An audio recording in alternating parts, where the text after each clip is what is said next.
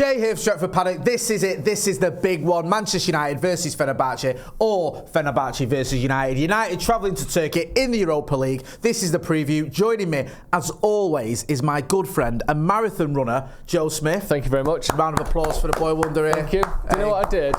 I looked at all the times last season United were outran by other teams. Yeah. It worked out at 26.2 miles. Brilliant. And much like Erik Ten Hag in his first season, I thought, I'm going to run those extra miles for this club, because that's how much it means to me. Yeah. So I ran 26.2 miles for us, for this bloody team. Just before we started recording, you mentioned you had some issues with your nipples. Have they sorted themselves out? I know you didn't want to talk about it on the preview, but I think it's important. A little bit scabbed up, but we move. Good lad. We move, Jay, and we will bloody move on. Yeah, talk about moving on and pushing on. Yeah. Manchester United, I mean, Joe, talk to me, right? We've had a little bit of positivity in the league, in the Premier League, a good result against Brentford. I don't share anyone's negativity. It was a good performance, a good result. Let's move on.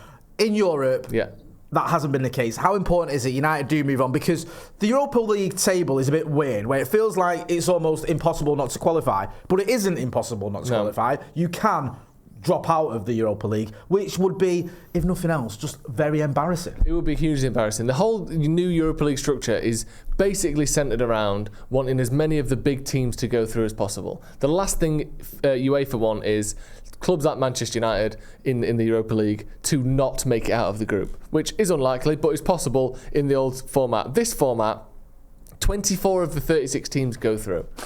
Like, you have to be losing almost every game to go out. And a team like Man United, most likely, and like you said, it's not impossible, but most likely won't do that because we're of a certain quality. But we do need to push on. We're 21st currently, so we've only got a buffer of 3 teams behind us. 2 draws in the first 2 games, which again, you could say unbeaten, you could say no wins.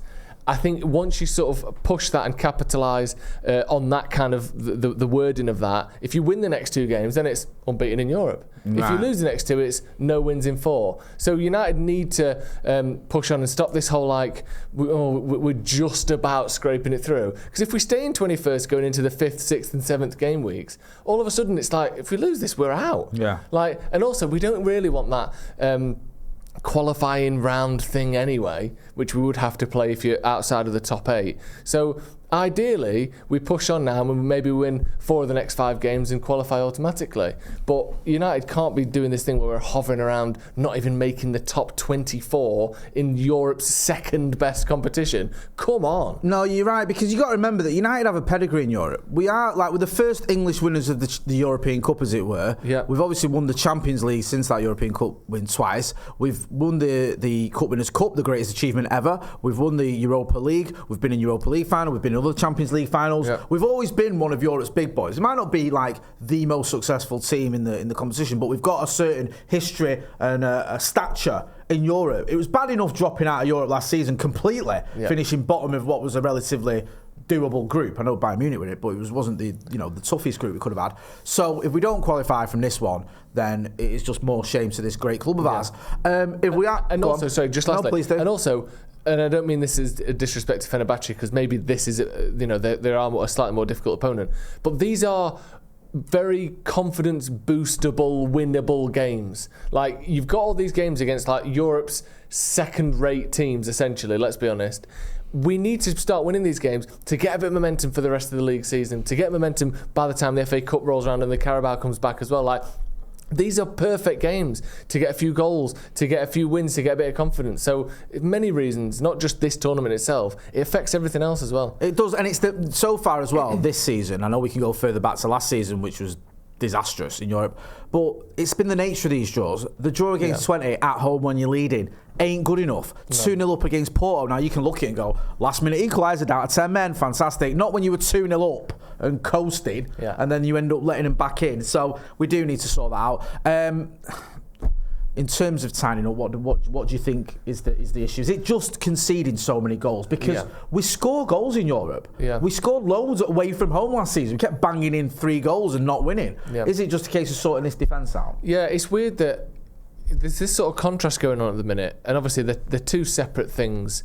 Europe and the Premier League, but it's the same team. Yeah. Like in the Premier League this season, we've got 3 clean sheets in 4 away games. Okay. Which is obviously very good. I think, and I know fantasy isn't a real thing, but Onana's got the most points of any goalkeeper this season. I think he's got more clean sheets than most other goalkeepers, more than Arsenal, more than City. Like he's we're doing well defensively, other than the occasional 3 goals that we'll let in. Let me give you a stat. In the last 5 European away games, Manchester United have conceded 17 goals, which is absolutely absurd. I mean, going all the way back to Ten Hag's first season, we conceded 3 against Sevilla in that 3-0 loss. Remember, I think the home leg where it was Martinez and Varane both got injured and we gave a lead away in that game as well, a 2-0 lead.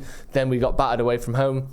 Following on from that, conceded 4 against Bayern, 4 against Copenhagen, 3 against Galatasaray, and as you mentioned, 3 against Porto. The maddest thing about all of it, though, is in the 4 most recent of those games, we also scored 3 in all of them and didn't win any of them.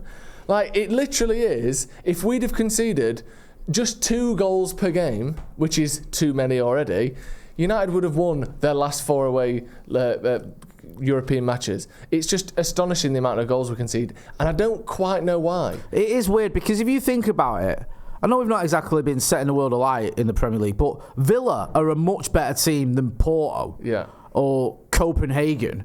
And yet you can get a clean sheet at Villa Park, but you can't, concede fewer than 2 goals or fewer than 3 goals against these teams. It is ridiculous. And this can't continue. This has to stop, because otherwise you're just going to end up getting knocked out of Europe early doors again.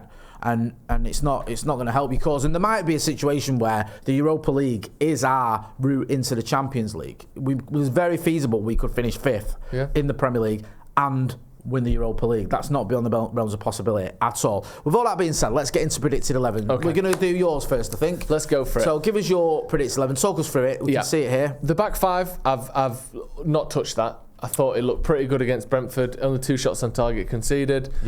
Martinez, usually I'm not keen on him at left back at all, but I thought he actually looked really good against Brentford. And I think Laurie Whitwell mentioned it in his Athletic story. He used the word faultless, which I think is spot on. He wasn't necessarily a marauding, world-class attacking left-back, but he didn't make any mistakes. And we've seen Dalot make a handful of mistakes from that position in recent weeks. And I thought Dalot looked excellent back at right-back. So it's almost that thing of like, maybe we're a little bit strict on Dalot because he is playing out of position. You've got to remember that. So I'm just going to keep it as it is. The midfield obviously has to change. I think Bruno Fernandes obviously got the red card in the last game.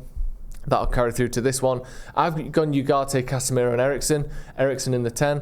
I think Ugarte looked decent in his little cameo against Brentford. I think Casemiro, even though he's had some shaky moments, has been good enough to keep his place, and we're running out of options now, aren't we? And then the front 3, I think he'll keep it as it is. I think at times Garnacho is a little bit greedy on the ball, but he's a young player. Rashford looks like he's playing more of a creator role at the minute. His sort of assist numbers and his passing numbers are way higher than they've been in recent seasons. So it's almost like Ten Hag said, you stay out wide more, get some balls into the box, that's going to be your job. And I think we're seeing that. And Højlund, the performance against Brentford was a really nice sort of welcome reminder of the fact that he is actually a good number 9. He's not just someone that gets 1 shot per game and will occasionally score it. Some of the flicks, some of the rolls around the corner, turning his man, spinning him behind, I thought he looked like a really good striker. So I think he has to keep his place while he's fit. To me, I don't know how different your team is, but we're kind of pushed into a corner personnel-wise at the minute, aren't we? So I think it's got to be something like that. What do you reckon? I like that team. Mine's very similar. There's a couple of differences. Marcus, actually, I've got on the right-hand side there because I thought he did very well on the right against Brentford. Yeah, we've looked at those crosses, the balls he was putting in. I think Mazraoui's probably going to be available. So whilst I agree with what you said about Dalot and Martinez doing well, I think if you've got Dalot and Mazraoui available, you play Dalot on the left and you play Mazraoui on the right. I do understand your point of view. I've actually got Casemiro in the Bruno role. Now you might go, well, if you've got Eriksen, Casemiro and Ugarte, why not push Eriksen up like you have? Why wouldn't the manager do that? I just feel that Eriksen can drop deep and almost quarterback it a little bit with some of his range of passes. Also, Casemiro in a sort of attacking role is quite good. I don't say quite good, like that sounds like I'm underplaying him. But I still have my worries when he's deep. At times he can still be a little bit wasteful. There was a couple of moments against Brentford where it was just he didn't have a bad game against Brentford. I'm not saying he did, but there was a couple of passes where you kind of look at you going, why have you done that? Yeah. Like, there was no pressure, there was options, and he just sort of passed it straight to a Brentford player. And we got away with it, but there was a couple of moments like where I still think, push him further up the pitch, he can pick out a pass, he can be decent, and also if he does make a mistake, it's not as costly. Yeah. That's what I think the manager might go with. You can disagree, by all means, get involved in the chat in the comments, and don't forget as well, get your phone out, film yourself in landscape for 30 seconds and send us your score predictions, and we'll use that as part of our pre-match build-up on the watch-along. Let's talk about Fenerbahçe then. Yeah. Jose Mourinho's side.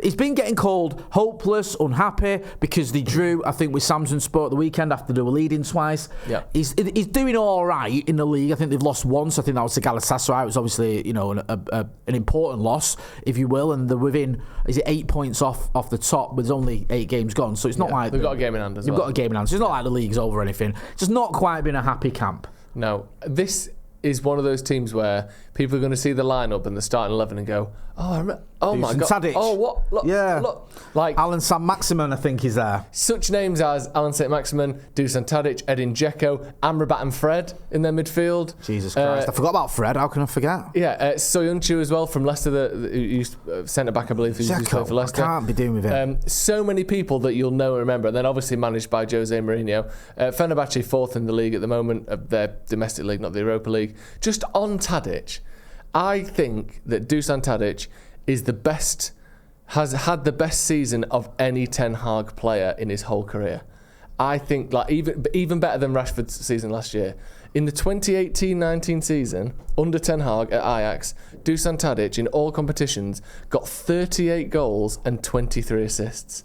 How amazing is that? I watched that Ajax team briefly, and I had to double check about twice that it was the Dusan Tadic that I thought that looked like the Dusan Tadic I knew, that had the same name as him but was playing like Lionel Messi. Yeah, he was genuinely one of the best attackers in Europe that season. Yeah. In the Champions League, I think he got 6 goals, 5 assists in the Champions League. So it wasn't just like 11 goal involvements in the Champions League. He's nuts. He was amazing, and he was genuinely amazing, and maybe the single person that, other than maybe Frenkie de Jong, that has most understood Ten Hag's tactics in his career. It was genuinely a phenomenal season. Obviously, that's 6 years ago now, or 5 or 6 years ago. So he's not the same player, and he's moved on a little bit. But I wonder how Ten Hag will sort of approach their attack this season and in this game, because it's definitely a dangerous one. And people like Saint-Maximin, we saw, 18 months ago, he was playing in the Carabao Cup final for Newcastle against us. Edin Dzeko is just an absolute pain in the arse who will always get the ball in the back of the net if you give him a chance. Cenk Tosun's another one. Didn't really do it at Everton, but is a goal scorer. Amrabat and Fred again. One of them won the FA Cup 2 months ago, and the other one has played 200 games for Man United. These are good players. We've got to be careful here, because the narrative is very easy to form, right? Jose winning straight away can give you the manager, you got the wrong manager, you should never got rid of Jose. It's nonsense, by the way, regardless of the result, but that can happen. Alan Saint-Maximin, who causes all sorts of problems in the Carabao in that first half until the low sort with Aaron Wan-Bissaka, that can give you a narrative, you should never got rid of Wan-Bissaka if he does anything. I know it's all, again, it'll be nonsense, but it can happen. Why didn't we sign him instead of Anthony? Yeah, that's another, there you go. There's another one. Thank you. There you go. You see, Fred does anything. Why did you let Fred go? What a stupid decision that was. He walks into our team. These are the sorts of tweets you're going to see. And Amrabat, he was literally sat there waiting for us to sign him all summer, and we said, no, we'll get you Garte. I've got to be honest, we might not even get a start. With the Amrabat one, though, that's probably going to be me leading that. Yeah, you'll be tweeting that. Cheerleading. But if anyone who doubts Fenerbahçe in this game, I know that the consistency probably isn't there. They're all past their best a little bit. But they've got a team full of players who, when they're at it, and they will be at it against Man United, are very, very good. There's loads of quality in this team. So I'm a little bit worried in terms of scoreline.